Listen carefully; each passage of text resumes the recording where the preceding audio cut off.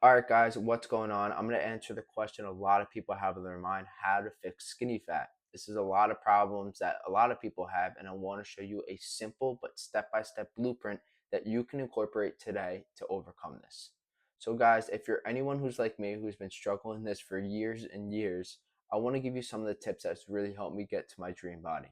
So, first, we probably are going to ask ourselves this question: do you want to bulk, but you don't want to put on the wrong weight? Or do you want to cut, but you want to lose or essentially lose the muscle you already have? This is a question that I always ask myself and I didn't know the answer to. So if you stay to the end of this video, I'm going to just give you a few simple tips that you could put into your routine today and essentially in training nutrition to unlock the skinny fat body to the dream body and how you could do it. So let's get right into the video because I think this is a huge problem a lot of people face. When we talk about stuff like this, there's essentially 5 keys that you have to do to really get the dream body you want. The ability to build muscle, have a good routine in mind, need to have an end goal, daily habits, and then the fifth one is actually the key I'm going to leave to the end. So let's start with the first one. We need to build muscle. And when we talk about building muscle, we have to talk about training and nutrition. So when we go about training, guys, what I want you to do is these two things: compound overloading and progressive overloading. When we talk about these two things, it is very important that we're training right and we have the ability to hit multiple muscle groups simultaneously. So what that essentially means, guys, is I pair it with the compound overloading.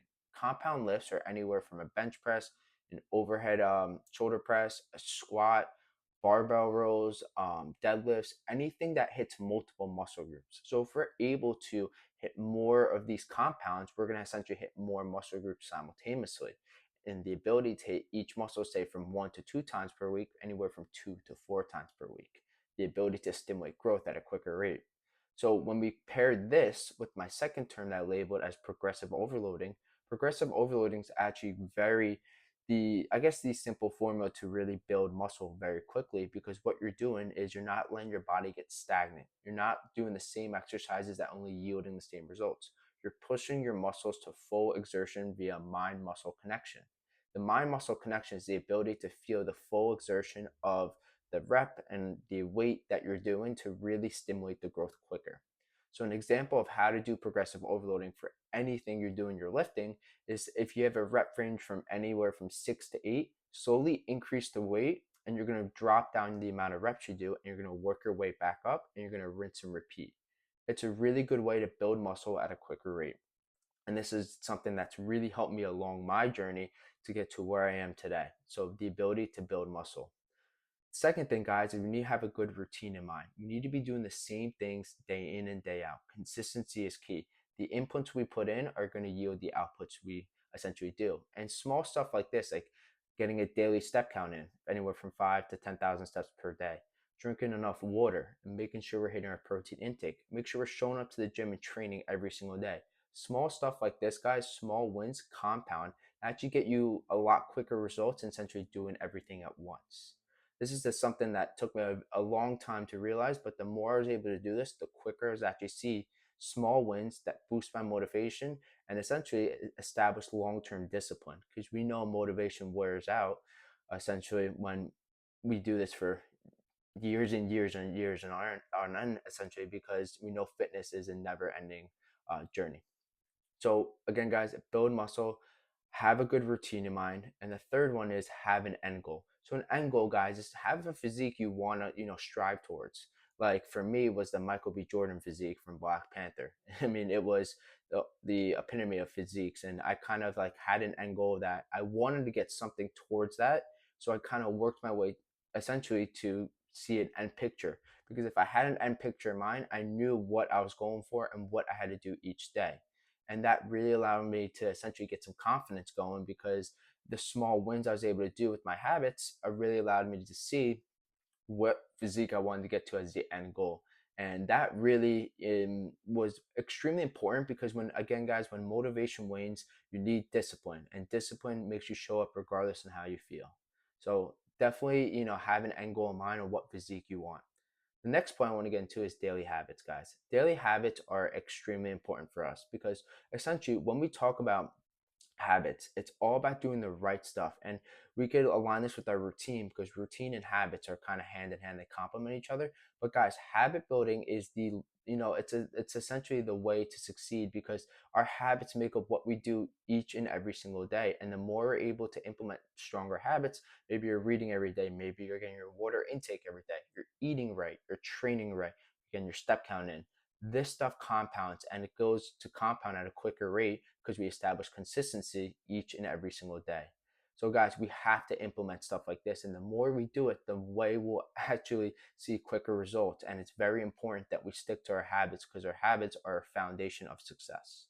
And guys, the last one I want to go into, which is a little bonus tip for staying to the end, so I appreciate it, is we're gonna implement, as I mentioned earlier. You don't know if you want to bulk or you want to cut because you don't have enough muscle, but you want to bulk and put on the wrong muscle. We're gonna actually incorporate something I call a lean bulk.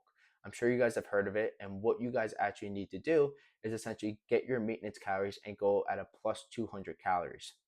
So, example, say your maintenance calorie is 1500, we're going to increase it to 1700, which is plus 200, and we're going to slowly build muscle. So, that answers the question of how to build muscle. And we're not going to be building the wrong muscle. So, we're going to be putting on weight, but the right weight. So, a framework that I use that really helps me when I lean bulk is I really look at my protein intake and I double down on it.